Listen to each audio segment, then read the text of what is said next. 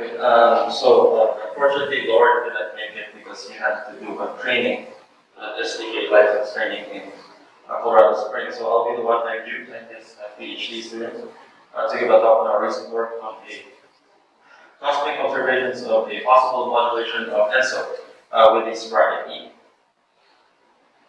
So ion and neutral collisions driven by horizontal winds can interact with the Earth's magnetic field to form vertical ion grid. Now, the vertical shear of these horizontal winds can therefore cause either ion convergence or ion divergence. In the case of ion convergence, thin layers of high ion density can form. So these layers, the ions here, are believed to come from meteor ablations. Now, from this overall dynamic, you can see how the neutral winds and, of course, meteors affect sporadic E. Unfortunately, observing sporadic E isn't quite easy, but we do know that sporadic E's do affect terrestrial and satellite radio frequency measurements. Specifically, sporadic E's are known to increase the fluctuations and the GPS the phase angle, the phase of GPS signals. And so we take advantage of this dynamic to try and look at sporadic E's. Fluctuations are what they call the scintillations. And here we use in this work cosmic S4 indices. So here we see S4 indices increasing when scintillations occur. So what we do in the work is that we bin these indices into 5 by 5 by 1 local time grids, and then we take the maximum values. Now from this overall grid, we then take the zonal median. So here we just show a count in percentages of the unfilled bins, so in percentages. And we do find that there's good sampling all the way through 2015. Now here we show daytime seasonal variation of the S4 indices. You can see here peaks during summer, which we would find to be consistent if the indices are indeed driven by sporadic E's. It would be consistent with the increases in meteor flux. However, you do see that there's an inverse relationship of the magnitudes with solar activity, and we relate this to two things. One, it could be due to how S4 index is calculated, which has a dependence, its normalization has a dependence on electron density, which then gives it the inverse relation. But also, if it is due to sporadic E's, this could be, from a physics point of view, we think that this reduction in the magnitude of these fluctuations could be due to the increase in electron density during solar maximum, which then suppress the fluctuations. Nevertheless, we first remove these solar cycle dependence by using a linear regression and the N10 function that's seen here. And finally, remove the seasonal variation to give us these S4 index values. In the previous slide, so that was daytime. The nighttime is similar, but just lower magnitude. Here now we show the anomalies. At 30 degrees north and 30 degrees south, it's wavering. So what we found this is now an entire day average. So we do find peaks of roughly 8 months, 1.3 years, and 2.4 years. In the south, the 1.3 peaks look stronger. We found this similar to the ONI wavelet, which shows similar peaks at 8 months, 1.3, and 2.4 years. This is what the table summarizes. Looking closer at the time series, so here, top down first, the left side is daytime, the right side is nighttime. The blue line is the S4 anomalies at 30 degrees north, the green is at 30 degrees south, the black dashed line is the original ONI index. And we do find, by eyeball, moderate correlation. So we did the cross correlation, seeing that both day and night have similar time series.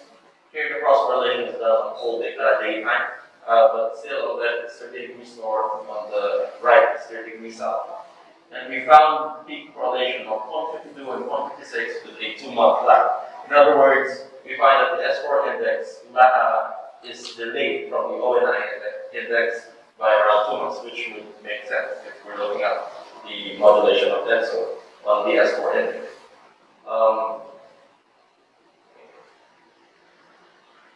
Now, that was done on the index. Here, we try to relate it to another observational data, the tropical side of cosmic, as a sort of overall boundary of the middle atmosphere to try and see if we can get a similar coupling. So this cosmic tropical side anomalies was calculated as the highest EOF mode after we deseasonalized the data. The spatial pattern isn't shown, but you'll see consistencies with other modeling observations on the spatial pattern of ENSO in the tropicals. Here we just show the wavelength to see how well they match. So the correlation we found is 453 with a 1 month delay, and we will find very similar wavelength, especially the interannual one with 1.38 years and 2.4 years, giving us some confidence that the tropical side will be another representative for the lower atmosphere. So here now we'll do a similar comparison as 2 slides before between the tropical side and the S4 anomalies. So similarly, daytime, nighttime, here combination of daytime cross correlation because of the similarity in the time series, and we do find also very good hypo correlation. However, when we did the cross correlation, we found the peak 0.49 and 0.60 2 months. 2 months wherein the tropical side was ahead of the S4 index. Now we found this to be more weird. But when we looked at the time series, it doesn't quite show that 2 months difference. So we think that this cross correlation calculation, the 2 month difference, we consider this to be just a numerical artifact of the calculation. So, but other than that, we do think that the tropical side has a good correlation with ONI and likewise with the index. Here we do a cross coherence to try and determine to compare in the cross coherence. What we're doing here is we're looking at, so we're doing like a wavelength on each time series, but we highlight which periods both time series have similar high amplitudes.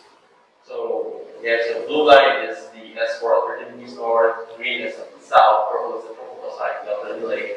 And this top one is the comparison of the north and tropical side. And this below, the one below is between the south anomaly and the tropical side.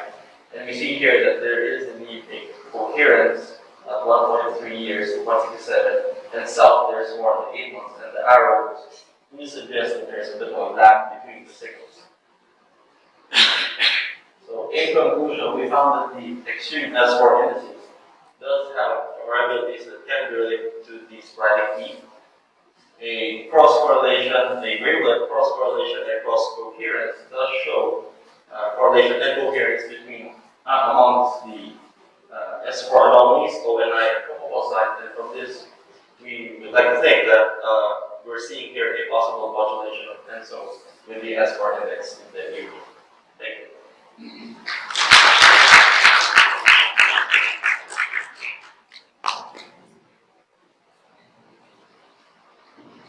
Sorry, I missed that. Maybe you mentioned that. So you measure tropical height. Do you measure it at the corresponding middle index region, or is global? That one is 30 degrees south to 30 degrees north. We did that AOF from that to latitude map to extract the tropical side, the ENSO correlation.